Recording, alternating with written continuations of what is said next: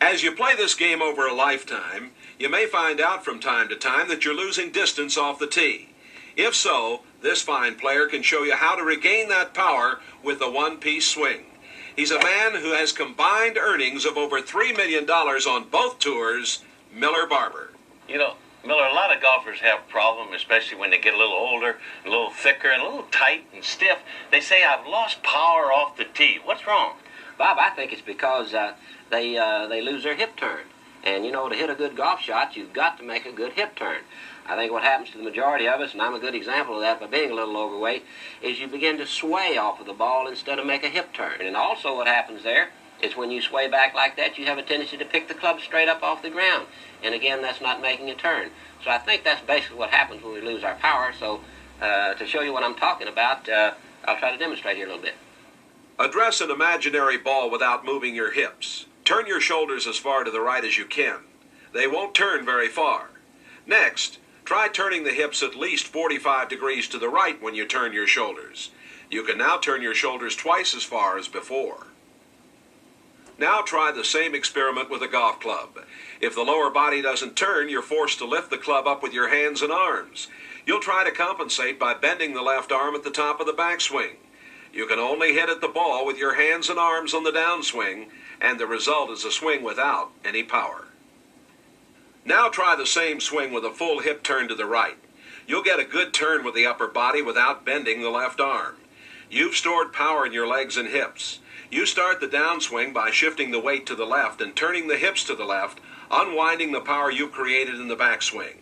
At contact, your hips are turned out of the way, making room for the arms, hands, and club to swing through the ball. As a result, you'll have all the power you need. Miller, it sounds like the solution then for the average golfer is just turn the hips. Well, Bob, that might be true, but if we just think of that, we're going to lose our rhythm in the golf swing. So what I try to do, and I'll show you in just a minute, is try to start everything back in one piece. The key to the one-piece takeaway is to keep the wrists firm at the beginning of the backswing. If the wrists are firm for the first 18 inches or so, then the shoulders and the right hip are forced to turn almost immediately. The left knee points in behind the ball, and the upper and lower body rotate as a unit. You'll have made a complete turn at the top of the backswing without having to think about it. So, Miller, we got the slow, low takeaway, the one-piece takeaway. That produces that good hip turn. Now we get to the top of the swing, the moment of truth. That key word, pause. Right, Bob. I think every good golfer who plays this game, they must have that slight pause at the top before they start their downswing. I do it in this manner. I make my big turn, and then by making my pause, I let my right elbow drop in, and when that happens, I plant my left foot, and my right hip drives through the golf ball, and there's where I gain my power back again. Miller, let's talk about that golfer who thinks he's turning, but he's cocking those wrists too quick, and then he's breaking that left arm, and that makes him feel like he's getting back, but he's not in position at all, is he? No, he certainly isn't, Bob. What happens there is this. The fellow who cocks his wrist too soon, you'll notice that he has a tendency then to sway, and when he does that, that left knee goes out, and you know when you make a good golf turn, the left knee doesn't go out, the left knee comes in. So the fellow who does this, you see, he's here, he feels like he's making a turn, but then when he starts down, there is just no power, there's no hip turn, and as a result of it, there's no power. You know, you mentioned something, that knee. That's a key for a lot of golfers to remember. When it goes out, you're not in position. When it goes in, you got a lot better chance. Exactly right. Watch Roberto DiVincenzo's perfect form with the driver. His motion away from the ball is long and low.